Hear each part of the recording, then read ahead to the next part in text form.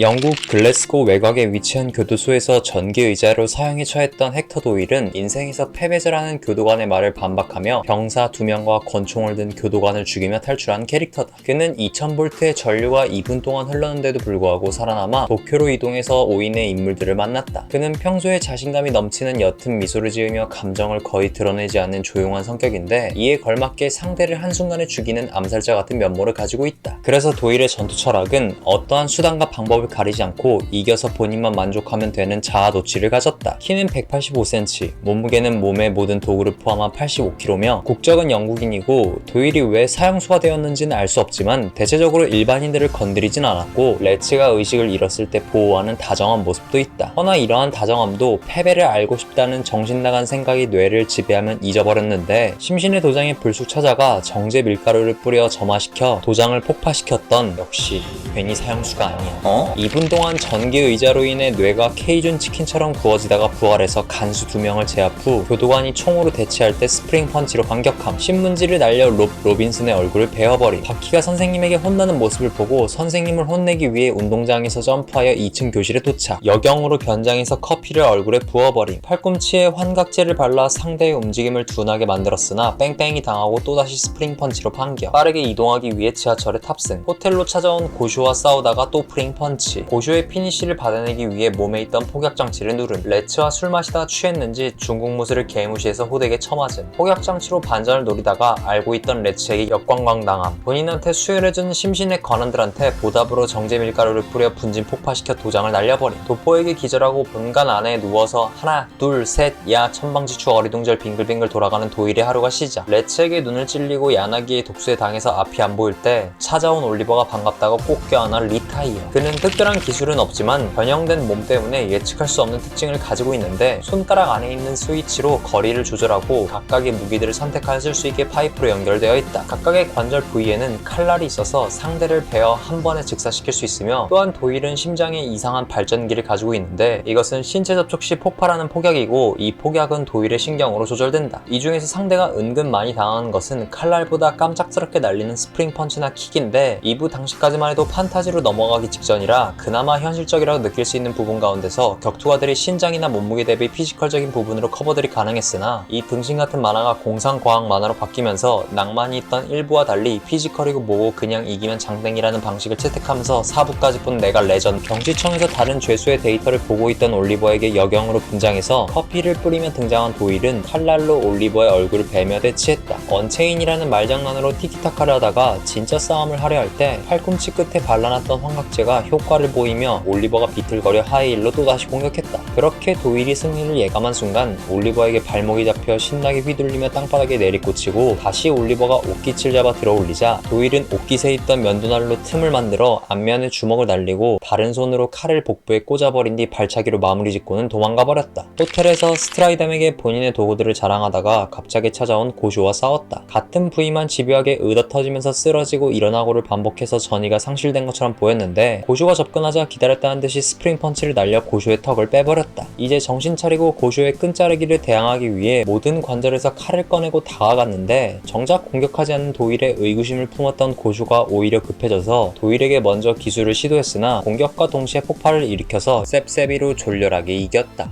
술을 마시며 본인의 사용하는 전술에 대해 이야기하다가 갑자기 싸움이 난 도일은 옆에 있던 등으로 불을 써서 선제 공격을 하려 했지만 눈치 빠른 레츠의 칼에 맞고 나선 이어지는 화둔의 맛이 가버렸다. 그러나 소화기로 소화되고 나서 여러 개의 승표가 날아와 몸에 꽂혔고 방법이 없을 거라 생각한 도일은 바깥으로 럴했는데, 이번에는 밧줄이 있던 유성추가 날아와서 발목이 묶여 쓰러졌다. 끝난 줄 알고 다가온 레츠에게 눈에서 나오는 피를 분사했지만 이것이 상대를 더 빡치게 만들어 사지가 속박당했고, 이후 청룡도로 등이 베이며 상황은 더욱 안 좋게 흘러갔다. 이처럼 이 대결은 도일이 술수를 쓰고 그거에 레츠가 마장을 쳐주고 화나고를 반복하는 싸움인데, 마침내 도일의 패배를 알게 될 것 같은 순간 거한이 나타나 레츠에게 주사기를 꽂아 잠재우고 도일에게 나중에 싸워보자며 유유히 사라진 레츠와 도일의 싸움에서 이긴 사람은 잭이었다. 맞냐? 신심의 도장에서 수혈을 받아 다시 회복한 도일은 어디론가 사라졌는데, 그날 저녁 다시 도장으로 돌아왔다. 오자마자 뜬금없이 감사의 말과 전부 묻어버린다는 선전포고를 해서 모두의 웃음을 유발시켰지만, 준비해온 알루미늄 방화복을 장착하고 정제 밀가루를 뿌려 점화시켜 도장을 날려버렸다. 그렇게 폭파에 성공한 도일이 바깥으로 나왔지만 도포를 만나 여러 발의 정권과 발차기 야나기를 맞아 기절했다. 심신의 본관에서 눈을 뜬 도일은 카츠미와 대치하는데 패배를 인정하라는 자와 패배를 인정하지 않는 자의 밀당이 시작되어 이 짓을 총 3번 반복하는 인내 대결을 했다. 결국 카츠미가 도일을 더 이상 부술 수 없다고 GG를 선언해 대결을 이겼지만 정작 아침에 카츠미네 집에 찾아가 경외하는 듯한 모습을 보이며 도일의 캐릭터성은 도대체 어디로 향하는 걸까? 검은 띠를 선물 받으며 카츠미의 도움으로 배를 타고 탈출하게 된 도일은 배 안에서 화가 나 있는 야나기를 만났다. 선글라스를 부수고 파편을 야나기한테 던지고 도약해서 무기로 얼굴을 베어버리지만 동시에 독수에 당해 보이던 오른쪽 눈마저 맛이 가버렸다. 양쪽 눈이 보이지 않은 상태로 주변을 감지하는데 이때 후각으로 담배 냄새를 맡게 되어 야나기의 위치를 파악했지만 이것은 그의 계략이었고 뒤에서 등장한 야나기에게 기습당했다. 그러나 스프링을 이용해 펀치를 날리고 야나기도 마찬가지로 왼손으로 올려치면서 띄운 뒤 배의 갑판에 도일을 걸어버렸다. 그리하여 도일은 검은 띠를 이용해 다시 올라가 보지만 기다리고 있던 야나기에게 공격을 당해 팔이 작살나 몸의 배선이 끊어지고 두 번째 공격이 들어올 때 갑판을 잡고 있던 손을 놓으면서 바닷속으로 사라져서 끝나는가 싶었지만 뒤따라온 올리버에게 포획당하며 이렇게 도일의 도주는 끝났다.